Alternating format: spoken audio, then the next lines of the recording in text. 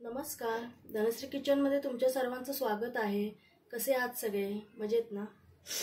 आज आपण गोकुळाष्टमी स्पेशल लापशी, तुम्हाला माहित आहे की नाही मला माहित नाही, पण ह्याला लापशी म्हणतात, लापशी रवा। त्याची मी आज खीर बनवणार आहे। आपण बघू।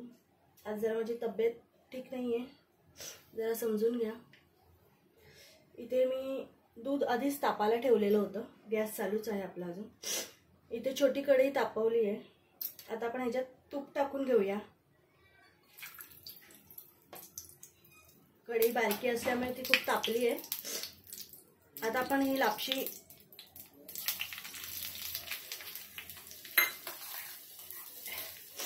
गरम करायची आहे चांगली। मी ही अर्धी वाटी घेतलेली आणि 1 लिटर दूध घेतलंय।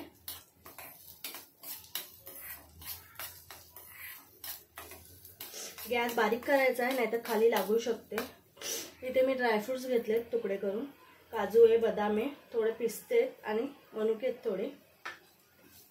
तुमच्याकडे नसतील तर तुम्ही नाही टाकले तरी चालेल, तरी सुद्धा खूप छान होते ती लापशी।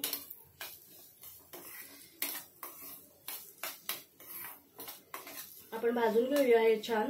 अगदी ह्याचा कलर एकदम चॉकलेटी वगैरे नाही करायचा आहे, थोडंसं फक्त ती फुलतं तोपर्यंत ते भाजायचंय। हे भाजलेलं आहे। आपण आता हे या दुधात टाकून घेऊया।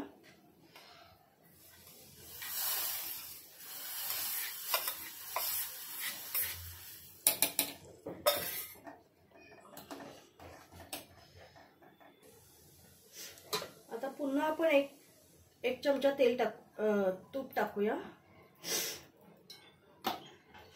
आणि हे ड्रायफ्रुट्स भाजून घेऊया। मनुके नाही टाकणार आहे मी।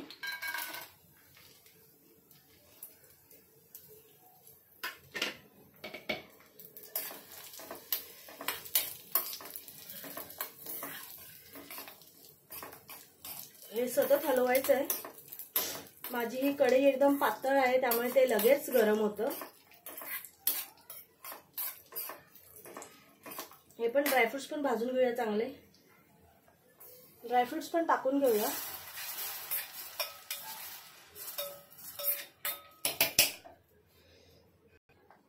इथे मनुके टाकून घेऊया आपण।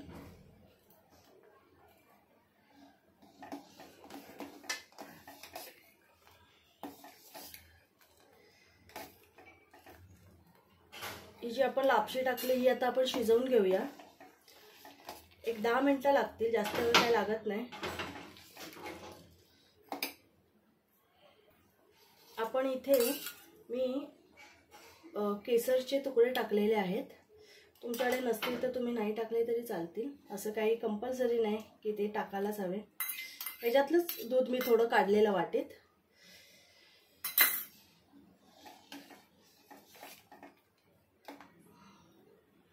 इथे आपण 1 वाटी साखर घेतली, आता आपण ती टाकून घेऊया।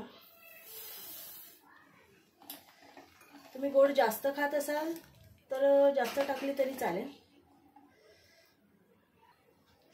इथे आपण 1 चमचा तूप टाकून घेऊया वरून।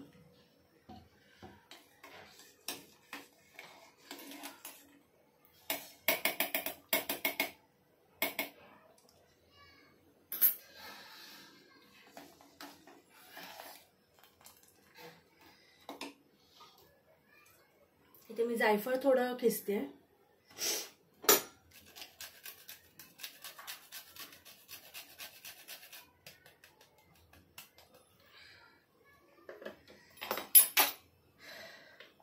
आणि थोडी वेलची पावडर पण टाकून घेऊया।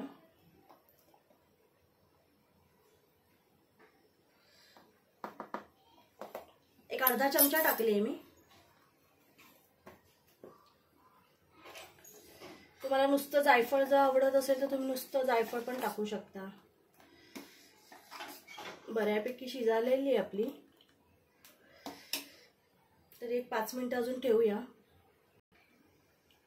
इथे आपली खीर झालेली आहे, बघू शकता। ही जेव्हा थंड होते तेव्हा ही अजून थोडी घट्ट होईल, त्यामुळे इथे आपण गॅस बंद करून टाकूया। तुम्हाला मी वाटीत काढून दाखवते, दुधाचीच वाटी आहे.